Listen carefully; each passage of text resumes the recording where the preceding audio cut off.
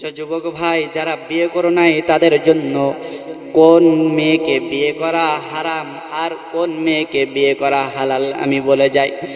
যুবক ভাই, বিয়ে যেহেতু তোমাকে করা লাগবে, তো 4 শ্রেণীর মেয়েকে বিয়ে করা হারাম আর 4 শ্রেণীর মেয়েকে বিয়ে করা সুন্নাত। এই 4 শ্রেণীর মেয়েকে বিয়ে করা হারাম আর 4 শ্রেণীর মেয়েকে বিয়ে করা সুন্নাত। এই হারাম আর সুন্নাত এর ভিতরে আপনি চিনে নেবেন কেমনে আমি বলে দেব রে যুবক ভাই। দিলের মন দিয়ে শোনেন যুবক যারা আছেন ভাইরা আমার। 1 নম্বরে আশরাফ আলী থানভী রহমাতুল্লাহি আলাইহি তার কিতাবের ভিতরে বর্ণনা করতেছে রে যুবক, সাবধান 4 শ্রেণীর মহিলা থেকে। 1 নম্বরে আহিরা। 1 নম্বরে কি? 1 নম্বরে আহিরা। এই আহিরা শব্দের অর্থ হলো, আহিরা শব্দের অর্থ হলো যে মহিলা অপচয় রূপ চর্চাকারিনী করে। অপচয় রূপ চর্চাকারিনী বোঝেন তো? অপচয় রূপ চর্চাকারিনী করে কারা? আল্লাহ যে সৌন্দর্য দিয়েছে এই সৌন্দর্য ওর হয় না, ফেয়ার লাভলি মেকআপ মাখা লাগে। যে মহিলা অপচয় রূপ চর্চাকারিনী করে, অপচয় রূপ কে চর্চা করার জন্য ফেয়ার লাভলি মেকআপ মাখে, এই মহিলাকে বিয়ে করা 1 নম্বরে হারাম। 2 নম্বরে আহিরা। 1 নম্বর চলে গেল, এবার 2 নম্বরে নাজিসা। 2 নম্বর হলো কিছু মহিলা আছে সব সময় অপবিত্রতা থাকে, কিছু কিছু দায়মি ফরজ আছে, এই মহিলাগুলা এই দায়মি ফরজগুলা মেনে চলে না, সব সময় অপবিত্রতা থাকে, পবিত্র থাকে না। 3 নম্বরে হলো মুবারিহা। কিছু কিছু মহিলা আছে সব সময় মিথ্যা কথা বলতে বেশি ভালোবাসে, 100 কথা বললে 90টা কথা মিথ্যা বলে। আশরাফ আলী থানভী রহমাতুল্লাহি আলাইহি বলতেছে যুবক সাবধান, এই মহিলাদেরকে বিয়ে করলে সারা জীবন সংসারে পাবা না তো কোনো সুখ, তোমার জীবন ভরে যাবে শুধু দুঃখে, তোমার জীবন হয়ে যাবে নষ্ট, সংসারিক জীবন হয়ে যাবে কষ্ট। 4 নম্বরে মুবতালিহা। যারা নিজের স্বামীর ওপর, হালাল স্বামীর ওপরে, আপন স্বামীর ওপরে খুশি থাকে না, এই 4 শ্রেণীর মহিলাকে যুবক খবরদার খবরদার বিয়ে করবা না। তো এবার কোন 4 শ্রেণীর মেয়েকে বিয়ে করা হালাল সুন্নাত?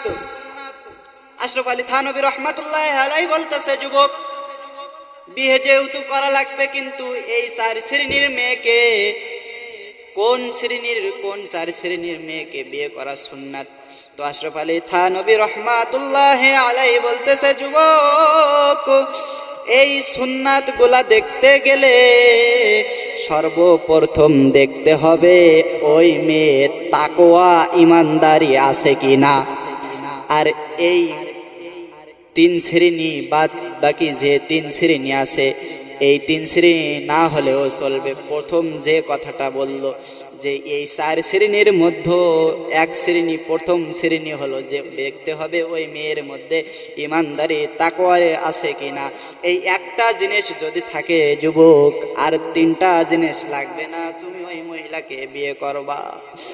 আর 2 নম্বরে ওয়া জামালুহা, ওই মেয়েটা সুন্দর আছে কিনা সেটাও দেখার দরকার। মেয়েটা তোমার সঙ্গে মানাবে কিনা, তোমার পছন্দ হয়েছে কিনা। কারণ আমাদের সমাজে এখন কিছু মানুষ আছে যে একজন মেয়েকে বিয়ে হয় কিন্তু মেয়ের ওই বরকে পছন্দ হয় না, বাবা মার কথা অনুযায়ী ছেলেকে বিয়ে করেছে।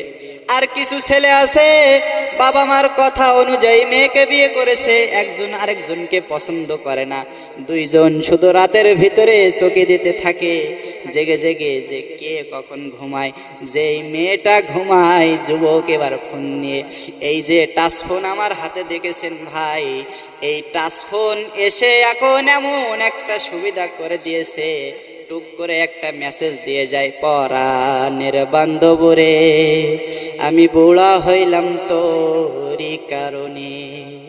আর ওই যুবক যে সময় ঘুমিয়ে যায়, ওই নারী উঠে টুক করে একটা মেসেজ দিয়ে দেয়, পরাণের বন্ধুরে আমি বুড়ি হইলাম তোরই কারণে।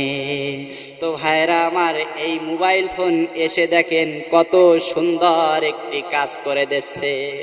মোবাইল ফোন আসিল, কি দোলা লাগিল, এখন আর ছেলে মেয়ে চিঠি লেখে না। তো আশরাফ আলী থানভী রহমাতুল্লাহ আলাই বলতেছে, দ্বিতীয় নাম্বারে দেখবা ওয়া জামালুহা, মেয়েটা সুন্দর আছে কিনা। তৃতীয় নাম্বারে দেখবা ওয়া মালুহা, মেয়েটার সম্পদ আছে কিনা, মেয়েটার অর্থ সম্পদ কেমন আছে। কারণ আমাদের সমাজে এখন একটু অর্থ সম্পদও দেখার প্রয়োজন আছে।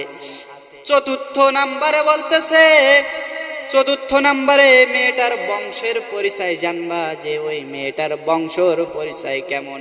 যদি এই চারটা জিনিস ওই মেয়েটার ভিতরে থাকে, তাহলে ওই মেয়েকে নিঃসন্দেহে বিবাহ করবা।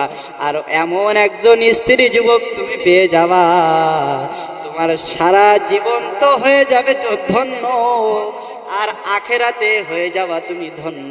ওই বিবিকে সাথে নিয়ে হাসতে হাসতে জান্নাতে যেতে পারবা। আর যদি এই যে চারটার কথা বললাম হারাম, এই হারাম চারটার ভিতরে যদি একটা বিয়ে করো, সারা জীবন তুমি যুবক পাবা না কোনো আরাম।